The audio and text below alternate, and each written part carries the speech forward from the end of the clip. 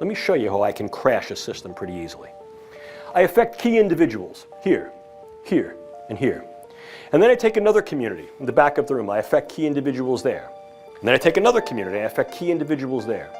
And then I do what every good attributional group does. I beat my chest and take credit for it.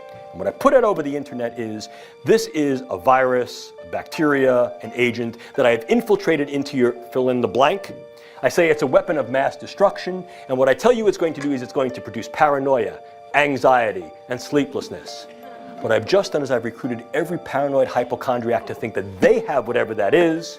I've used salient and sentinel cases, and I create essentially a legion of what's known as the worried well.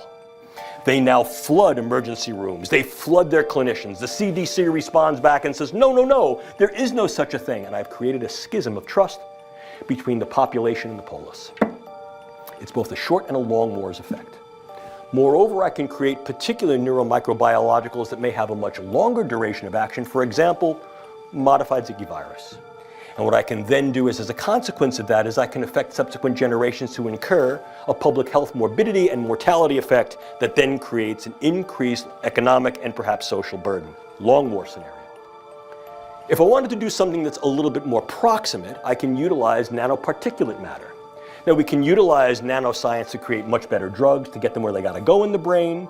I can create nanoscience and nanotechnology to be able to escort certain drugs across the proliferant barrier, which is the blood-brain barrier and cerebrospinal fluid barrier. So I get these things where they got to go.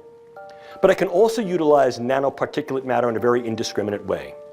The idea here is that I can get something called high CNS aggregation material that is essentially invisible to the naked eye and even to most scanners, because it is so small that it selectively goes through most levels of filter porosity. These are then inhaled either through the nasal mucosa or absorbed through the oral mucosa. They have high CNS affinity. They clump in the brain or in the vasculature, and they create essentially what looks like a hemorrhagic diathesis, in other words, a hemorrhage predisposition or a clot predisposition in the brain. What I've done is I've created a stroking agent.